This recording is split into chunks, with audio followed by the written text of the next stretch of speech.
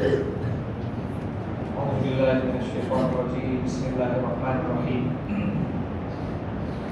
قرآن کی آیت کا ترجمہ ہے وَلَمَّا دَخَلُوا عَلَى يُوسُفَ آوَىٰ إِلَيْهِ أَخَاهُ قَالَ إِنِّي أَنَا أَخُوكَ فَلَا تَبْتَئِسْ بِمَا كَانُوا يَعْمَلُونَ۔ اور جب داخل ہوئے سارے بھائی یوسف علیہ السلام کے پاس تو ٹھکانہ دیا اپنے پاس اپنے بھائی کو اور کہا بے شک میں تیرا بھائی ہوں، بس رنجیدہ نہ ہو ان کاموں کے بارے میں جو وہ لوگ کرتے ہیں۔ فَلَمَّا جَهَّزَهُم بِجَهَازِهِمْ جَعَلَ السِّقَايَةَ فِي رَحْلِ أَخِيهِ ثُمَّ أَذَّنَ مُؤَذِّنٌ أَيُّهَا الْعِيرُ إِنَّكُمْ لَسَارِقُونَ۔ بس جب ان کا سامان تیار کیا تو اپنا برتن، پانی کا برتن اپنے بھائی کے کجاوے میں تھیلی کے بوری کے اندر رکھ دیا۔ پھر ایک پکارنے والے نے آواز لگائی کہ قافلے والوں بے شک تم چور ہو۔ قالوا وأقبلوا عليهم ماذا تفقدون۔ وہ لوگ متوجہ ہو کر کہنے لگے تمہاری کیا چیز گم ہو گئی؟ قالوا نفقد صواع الملك ولمن جاء به حمل بعير وأنا به زعيم۔ انہوں نے کہا ہم اپنے بادشاہ کا برتن گم پاتے ہیں اور وہ شخص جو اس کو لے کر آئے گا ایک اونٹ اس کو اناج ملے گا اور میں اس کا نگران ہوں۔ قالوا تالله لقد علمتم ما جئنا لنفسد في الارض وما كنا سارقين۔ انہوں نے کہا یوسف علیہ السلام کے بھائیوں نے کہا اللہ کی قسم بے شک تم نے جانا ہم زمین میں فساد مچانے کے لیے نہیں آئے اور نہ ہم چور ہیں۔ قالوا فما جزاؤه ان كنتم كاذبين۔ وہ لوگ کہنے لگے پھر اس شخص کا کیا بدلہ ہوگا اگر تم جھوٹے ہو؟ قالوا جزاؤه ما وجد في رحله فهو جزاؤه كذلك نجزي الظالمين۔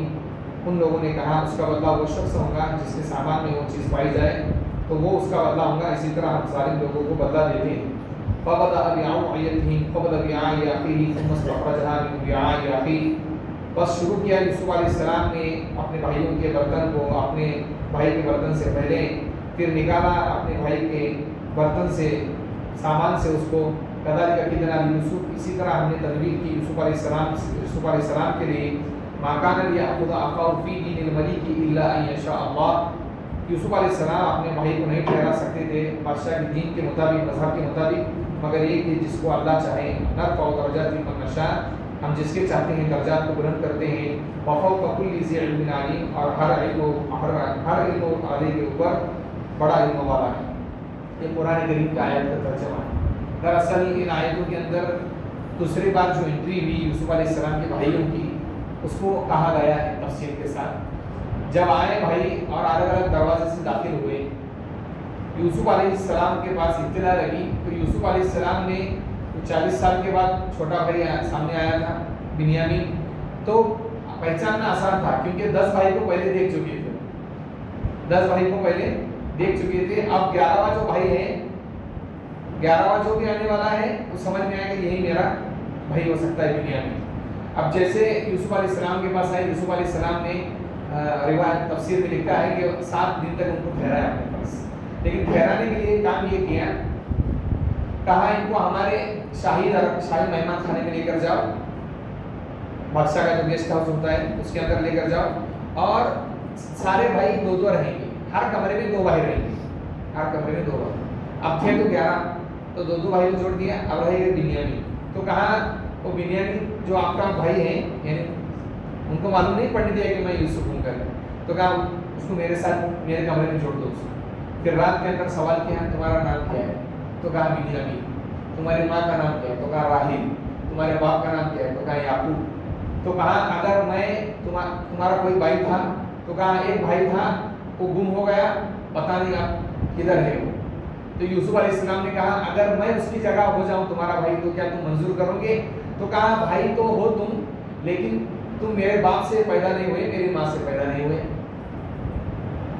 تو کہا فکر کرنے کی کوئی ضرورت نہیں ہے، میں ہی یوسف ہوں، فکر کرنے کی کوئی ضرورت نہیں، میں ہی یوسف ہوں۔ اور پھر جیسے یوسف علیہ السلام کو بات کہی تو راستے میں آتے ہوئے یہ جو 10 بھائی تھے انہوں نے تانا دیا تھا بنیامین کو کہ باپ کا بہت لاڈلا بنتا ہے،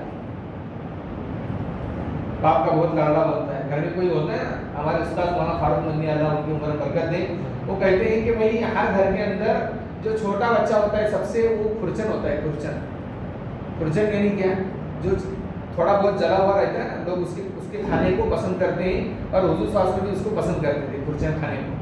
تو کہا جو آخر میں جو اولاد پیدا ہوتی ہے وہ کھرچن ہوتی ہے، اور لاڑ گھر میں اس کا زیادہ ہوتا ہے۔ لیکن بڑے بھائیوں کو یہ بات سمجھ کر لینا چاہیے بڑے بھائیوں کو یہ بات، تو انہوں نے کہا کہ باپ کا لاڈلا بنتا ہے، ایسا ہے ویسا ہے، پورے راستے کے اندر پریشان کیا تھا بنیامین کو 10 بھائیوں کو.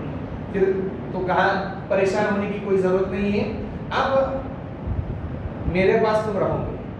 تو کہا ابا جان سے تو وعدہ لیا ہے 10 بھائیوں نے. اب ایک سوال یہ ہوتا ہے کہ یوسف علیہ السلام جیل میں تھے، بس عزیز مصر کے پاس رہ رہے تھے، اتنے دن انہوں نے اپنے والد صاحب کو اطلاع کیوں نہیں دی؟ نہ تو یہ چاہیے کہ بیٹے نے اطلاع دینا چاہیے کہ تاکہ باپ پریشان نہ ہو، لیکن نہیں، اللہ نے کیونکہ پیغمبر تھے تو اللہ تعالیٰ امتحان لے رہے تھے یعقوب علیہ السلام. تو اللہ نے ابھی تک اجازت نہیں دی تھی کہ اپنے والد سے رابطہ کرو، اور یہ 10 بھائیوں کو بھی پہلے ہنڈری میں نہیں کہا کہ جا کر بتاؤ کہ میں یوسف ہوں کر کے، نہیں، جب تک حکم خداوندی نہیں آیا تب تک کوئی بات نہیں بتائی. بس بنیامین کو کہا کہ تم کو میرے پاس ٹھہرنا ہے. تو کہا والد صاحب کا کیا ہوگا؟ تو کہا ابھی تک تو اللہ کا کوئی حکم نہیں آیا ہے، بس دعا کرو کہ کسی طریقے سے میں تم کو ٹھہراؤں. اب مصر کے اندر قانون یہ تھا کہ باہر کے ملک سے کوئی آدمی آتا تو اس کو اپنے ملک میں رہنے کی اجازت نہیں تھی.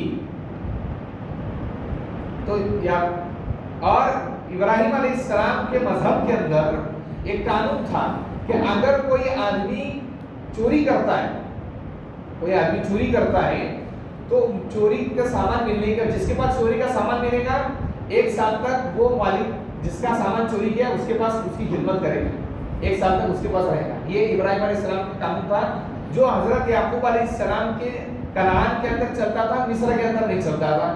مصر کے اندر قانون یہ تھا کہ جو چوری کرے گا اس کو سزا ملے گی، 10 روپے چرائے تو 20 روپے دینا پڑیں گے، 1000 روپے چرائے تو 2000 روپے دینا پڑیں گے. یہ مصر کا قانون تھا. لیکن اللہ تعالیٰ نے یوسف علیہ السلام کے دل اور دماغ کے اندر یہ بات ڈالی. انہوں نے کیا کیا؟ جب روانہ ہونے لگے سب سامان تیار کیا، اور اپنا جو پینے کا برتن تھا، بعض علماء نے اس میں لکھا ہے کہ سونے کا برتن تھا، اور بعض نے لکھا ہے چاندی کا برتن تھا، اور بعض نے لکھا ہے زبرجد، یہ بہترین قیمتی پتھر آتے ہیں یاقوت، یہ قیمتی پتھر اس سے بنا ہوا برتن تھا. تو یہ برتن جو ہے اپنے بنیامین کے سامان میں ڈال دیا، یا کسی کو کہا کہ اس کے سامان میں ڈال دو. اب جانے لگے، دور تک نکل گئے. جب دور تک نکل گئے تو جو شاہی گیسٹ ہاؤس تھا، بادشاہ کا گیسٹ ہاؤس، اس کی چیکنگ ہونے لگی تو بادشاہ کا پیالہ غائب، اور اسی پیالے سے لوگوں کو اناج بانٹا جاتا تھا، اسی پیالے سے اناج دیتے تھے. اب جو مہمان کھانے کا گیسٹ ہاؤس کا جو نگران تھا اس نے کہا کہ یہاں تو یہ جو 11 بھائی آئے ان کے علاوہ دوسرا کوئی تو آیا نہیں ہے. اب انہیں کے پاس چلا گیا. وہ جانے کے بعد کہا تم چور لوگ، تم نے بادشاہ کا پیالہ چرایا. تو جو بھائی تھے یعقوب علیہ السلام کے جو بیٹے تھے انہوں نے کہا کہ ہم زمین میں فساد مچانے نہیں ہیں اور ہم چور نہیں. کیوں؟ کیونکہ تم نے ہماری امانت داری دیکھی.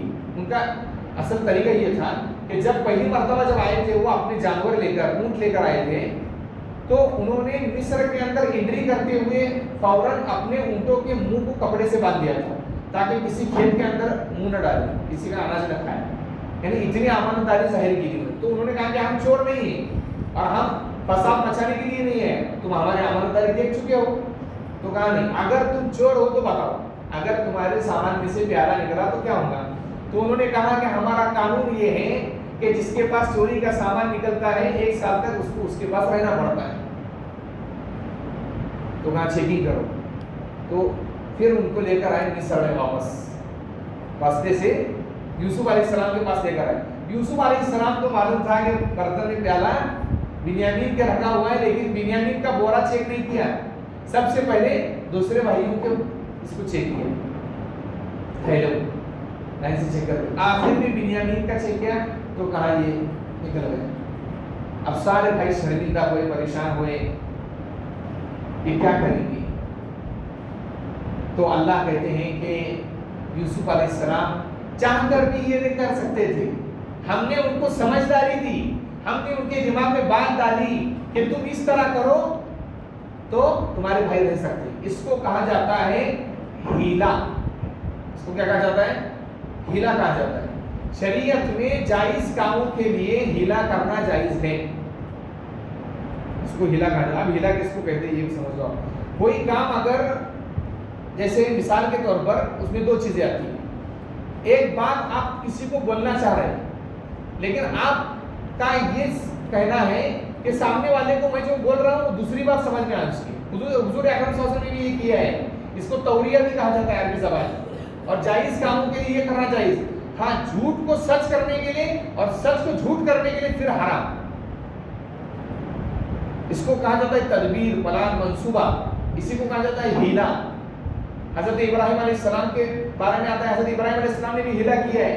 उनके पास जब उनकी कौम आई और आकर उन्होंने कहा कि जैसे त्यौहार होता है, हम ईद के दिन छुट्टी मनाते हैं, हम जाते हैं, तो इब्राहिम अलैहिस्सलाम की कौम भी जो है त्यौहार मनाने जाती थी। और इब्राहिम अलैहिस्सलाम दावत देते थे भाई अल्लाह को एक मानो, तो सुन ही नहीं रहते हो, बार बार वही कि नहीं हम तो यही खुदा माने। तो आए इब्राहिम अलैहिस्सलाम के पास। इब्राहिम अलैहिस्सलाम बीमार नहीं थे। उन्होंने पूछा कि चलो त्यौहार के अंदर, तो इब्राहिम अलैहिस्सलाम ने कहा अना सकीम, मैं बीमार हूँ। तो वो बीमार, बदनी बीमार नहीं थे, लेकिन वहाँ जाकर बाजार में उनकी तबीयत बीमार हो जाती थी, रूहानी बीमार थे वो, उनके गुनाहों को देख देख कर, खुदा के साथ शिर्क करने की वजह से। तो अंदर से बीमार थे उस शिर्क की वजह से लोगों के। तो जब वो लोग चले गए तो फिर जाकर जो है सारे भूत तोड़ दिए, टुकड़े टुकड़े, फजालम जुज़ा कबीरा, बड़े भूत को छोड़ दिया, और जो बड़ा भूत था उसके गले में जो है कुल्हाड़ी लटका दिया गए इब्राहिम अलैहिस्सलाम। और बादशाह सलामत को जब कहा गया उस जमाने में जो बादशाह था, तो बादशाह को कहने लगे कि जो जिसके पास हथियार होगा वही तो जो है मुजरिम होता है। अब हथियार है किसके पास? तो जाकर देखा तो बड़े भूत के पास हथियार। तो लोगों ने कहा कि भाई वो तो बोलता नहीं है, वो तो सुनता नहीं है, वो तो खाता नहीं, वो पीता नहीं, वो दूसरे भूतों को कैसे तोड़ेगा? तो इब्राहिम अलैहिस्सलाम ने भी हीले को इख्तियार किया है। इसको तौरिया कहा जाता है। आइंदा कर उसकी तफसील बताएं। अल्लाहुम्मा लकल हम्दु कमा तहम्मु व सल्ली अला मुहम्मदिन कमा तहम्मु व क़बिना मा तहम्मु व इन्नका तहम्मु तक़वा व मग़फ़िरा।